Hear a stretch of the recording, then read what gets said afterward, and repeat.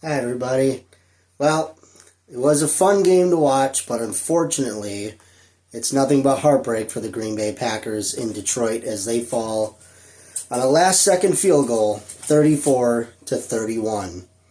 There was a lot of issues for the Packers today, and we're going to go through all of it. But overall, I do want to put it out there that it was a very, very good game. For the most part, the Packers played enough to win. They played good enough to win. As always, we'll start with offense for the Packers. Jordan Love, 12 of 20 for 206 yards and one touchdown pass. He was sacked once. No interceptions again. Third straight game for Jordan with no turnovers. Playing a lot smarter. He was very mobile today. Had to get out of the pocket a couple of times. He had a good run or two. But Jordan, showing that his injury is really no longer bothering him. He's making a lot of smarter decisions. So nothing but really positive talk for Jordan today. He was seemed to be a little rattled early in the first half, but was able to get pretty consistent as the game went on. Running again, Josh Jacobs continues to be a workhorse for the Packers. Continues to basically be a crutch for them in a way. 18 rushes, 66 yards, and 3 touchdowns. That's, I believe, 8 in the last 3 or 4 games, which is wonderful. He continues to really be the heart and soul, I think, of the offense. He's really the only person that's been consistent every single week, and he continues to really just help the Packers out.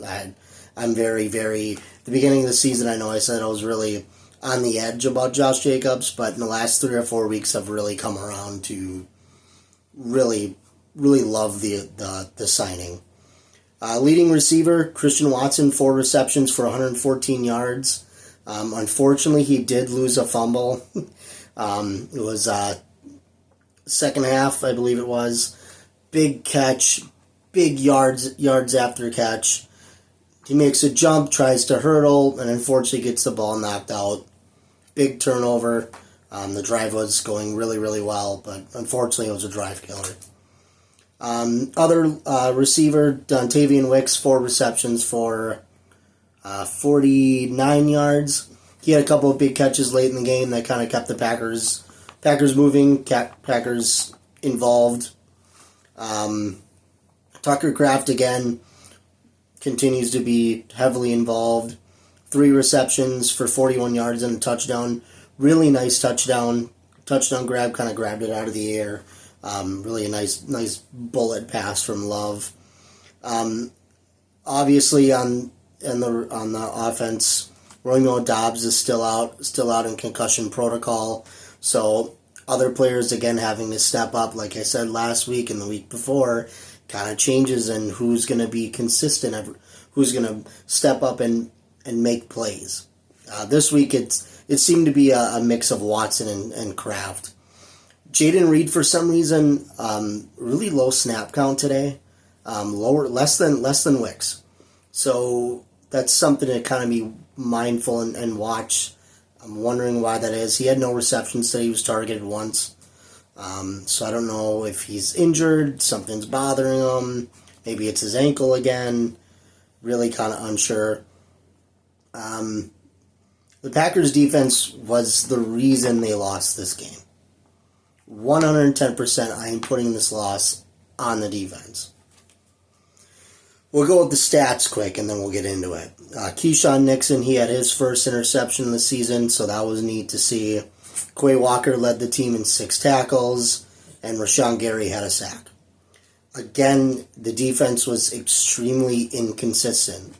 In the first half, they had a couple drives where they stopped the Lions, did a very, very good job of containing Gibbs, containing Montgomery, containing Williams, containing Goff, putting pressure on him, and then for 3 or 4 drives they wouldn't do anything, letting wide receivers be wide open, especially on 3rd and 4th down.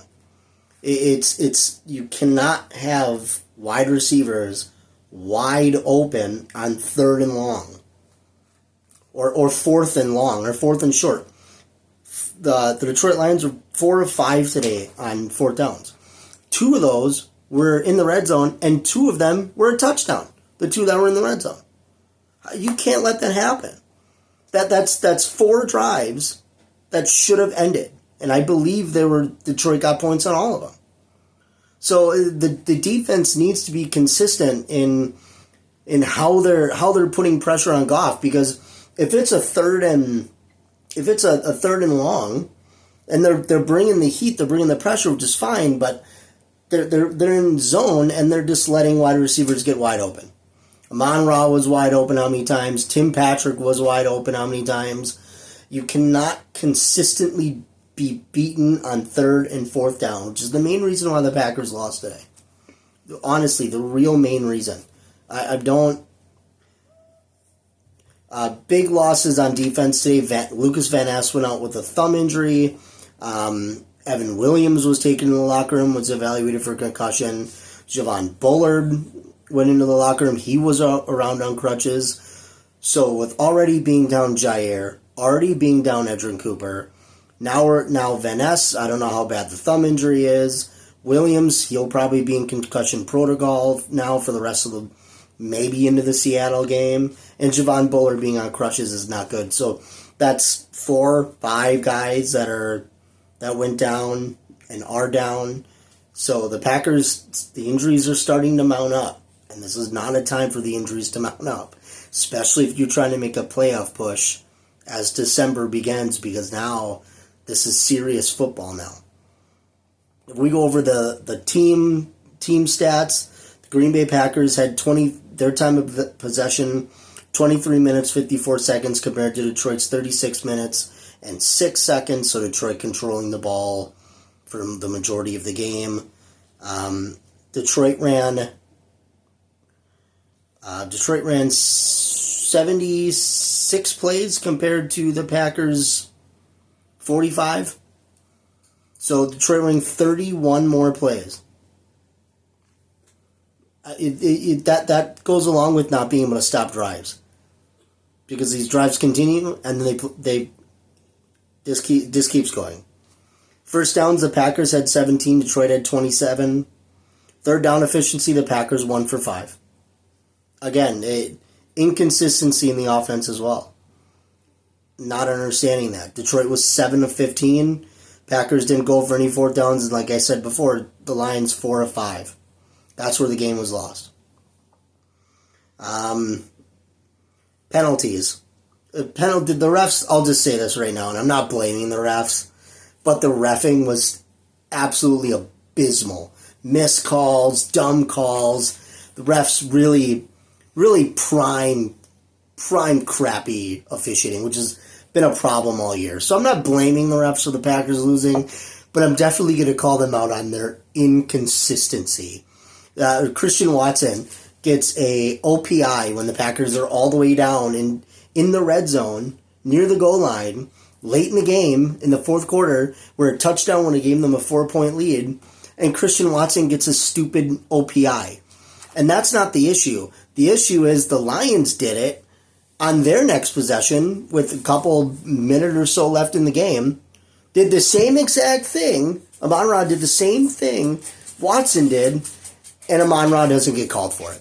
Again, I'm not blaming the refs. I'm just going to bitch about their inconsistency, and they've done it all season long. Anyways, the Packers, 7 penalties for 59 yards. Flag. As opposed to the Lions, who also had 7 penalties, but for 56 yards. Flag.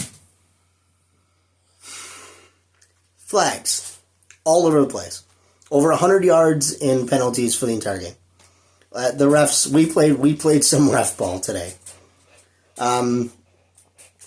Getting into the Lions, Jared Goff, 32 of 41, 283 yards, 3 touchdown passes, and 1 pick. Jared Goff continues to be consistent, as he has been all season long. Jared Goff is a top-tier league quarterback. Not going to change my mind about that. He played excellent. He played excellent under the small amount of pressure that the Packers did bring. He played great, lights out. Montgomery was their leading rusher, 14 attempts, 51 yards, and a touchdown. Jamison Williams was their leading receiver with 5 receptions for 80 yards. And Tim Patrick comes out of nowhere. Apparently Tim Patrick resurrecting his career. He had 6 receptions, 43 yards, and found the end zone twice. And then Gibbs, he also had a receiving touchdown tonight as well. So the Packers, the main issue, like I said, is inconsistency. 3rd and 4th down, allowing wide receivers to get wide open, and the Lions were able to get chunk plays like that. Packers could hold them on 1st and 2nd down. All of a sudden it's 3rd and long, 3rd and 7, 3rd and 8, and they allow a big chunk play where it becomes either a 1st down or it becomes 4th and 1, and the Lions go for it and they get it. Obviously they didn't get one of them, and then they didn't convert one of them, and the Packers did get a touchdown off of that. But defense is not great today. I will say that the Packers played a hell of a lot better this time than when they played the Lions a couple weeks ago. So, and then, of course, Bates, 2 for 2, and he did have the game-winning field goal at the end of the game to win. So, again, good game. It was a very good game to watch. Didn't end the way I wanted it to, or like any Packer fan wanted it to, but it was a good game. Take away the crappy officiating on both sides, where we saw way too much of the zebras. It was a good game. It really was. The Lions are an elite football team.